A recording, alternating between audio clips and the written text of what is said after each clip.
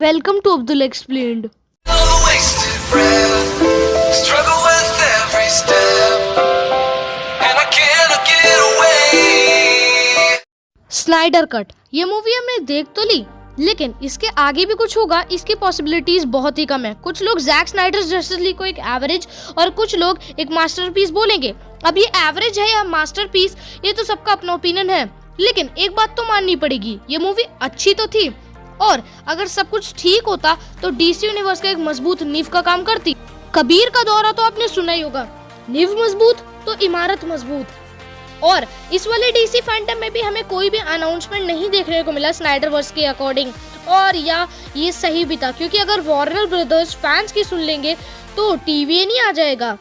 अब Jack Snyder की justice league का आगे का कुछ हमें दिखे या ना दिखे, लेकिन जैक स्नाइडर ने हमारे लिए और जस्टिस लीग के लिए आगे के लिए क्या प्लान किया था वो मैं आपको बताऊंगा, तो वीडियो को एंड तक जरूर देखें। तो चलिए शुरू करते हैं स्नाइडर वर्स की पूरी कहानी अब्दुल्ला की जुबानी। अब आप मेरी आवाज सुन ही रहे हो तो मैं आपको ये भी बता देता हूँ कि ये कहानी हम पूरा पॉइंट 0 से स्टार्ट करेंगे। तो स्नाइडर वर्स या कहें डीसी ईयू की शुरुआत हुई 2013 में मैन ऑफ स्टील से, जहां में सुपरमैन की ओरिजिन स्टोरी से इंट्रोड्यूस किया गया और इसी मूवी में दिखने वाली जनरल स्वानविक आगे जाके मार्शियन मैनहंटर बनी और मूवी के एंड में सारी दुनिया सुपरमैन के बारे में जान जाती है।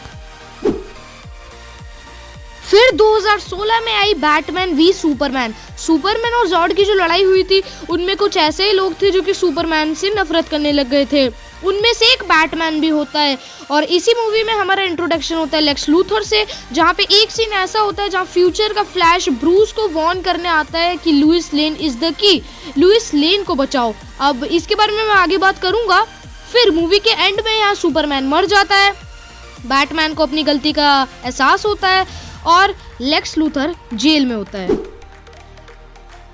फिर आती है जैक स्नाइडर्स जस्टिस लीग। तो ब्रूस और डायना मेटा ह्यूमंस की टीम बनाने की सोचते हैं आने वाले खतरों से लड़ने के लिए, और स्टेफन वुल्फ अर्थ पे आता है, हार जाता है और इस कातिल हसीना के हाथों मारा जाता है।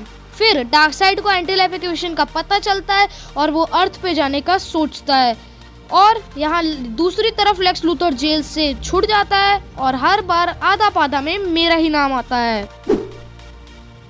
अब इतनी स्टोरी तो आपको पता है, लेकिन अब मैं आपको बताऊंगा कि जैक स्नाइडर ने इसके आगे क्या प्लान किया था।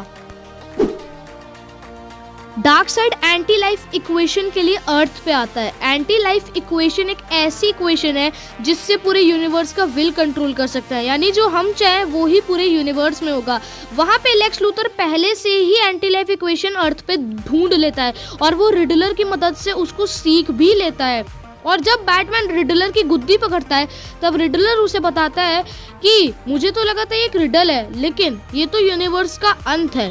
फिर Lex Luthor anti life equation यहाँ डार्कसाइड को देता है और बताता है कि अगर तुम लुइस लेन को मार दो तो तुम सुपरमैन को कंट्रोल कर सकते हो, क्योंकि लुइस लेन के मरने के बाद सुपरमैन अंदर से ही टूट जाएगा। फिर डार्कसाइड सुपरमैन से लड़ लेता है और लड़ते लड़ते डार्कसाइड वहां पे पहुंच जाता है जहां पे लुइस लेन छुपी थी, यानी बैट केव में, और डार्कसाइड उसे अपनी आई बीम से मार देता है। और उसके बाद सुपरमैन यहाँ पे डार्कसाइड का गुलाम बन जाता है और अब डार्कसाइड और सुपरमैन दोनों साथ में है। तो क्या होगा, बहुत खतरनाक होगा ये सब। अब समझो कि पूरी अर्थ लगभग खत्म सी हो चुकी है, लेकिन कुछ सुपर हीरोज और विलन बचे हैं और वो मदर बॉक्स कैसे ना कैसे करके ढूंढ के फ्लैश की पावर से फ्लैश को टाइम ट्रैवल में पीछे भेजते हैं। लेकिन फ्लैश कुछ ज्यादा ही पीछे चला गया था, वो बैटमैन वर्सेस सुपरमैन के टाइम पे जाके चला गया था और वो वहां पे ब्रूस को बोलता है कि Lois Lane is the key, Lois Lane को बचाओ।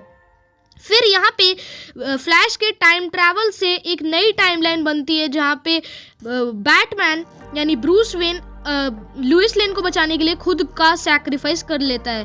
फिर सुपरमैन को या बैट केव में लुइस लेन जिंदा मिलती है और सुपरमैन को डार्कसाइड से लड़ने का एक स्ट्रॉन्ग रीजन मिलता है।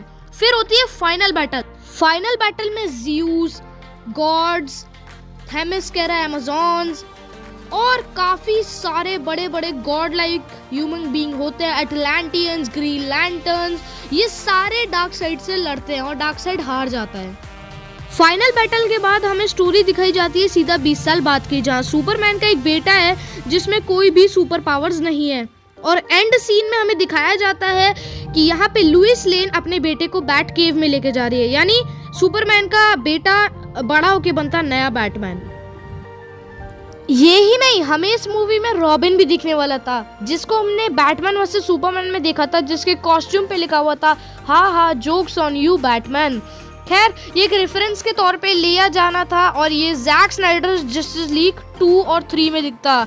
इतना ही नहीं, जैक स्नाइडर ने इसके 3 पार्ट बनाने का सोचा था, लेकिन वार्नर ब्रोस के ऐसे अच्छी रिक्वायरमेंट मिली कि वो पार्ट्स कभी बन ही नहीं पाए। तो यही थी स्नाइडर वर्स की पूरी कहानी अब्दुल्ला की जुबानी। वैसे तो डीसी यूनिवर्स सही ट्रैक पे जाता दिख रहा है, लेकिन स्नाइडर वर्स भी दिख जाए तो मजा ही आ जाएगा। और वैसे भी मल्टीवर्स में तो सब पॉसिबल है।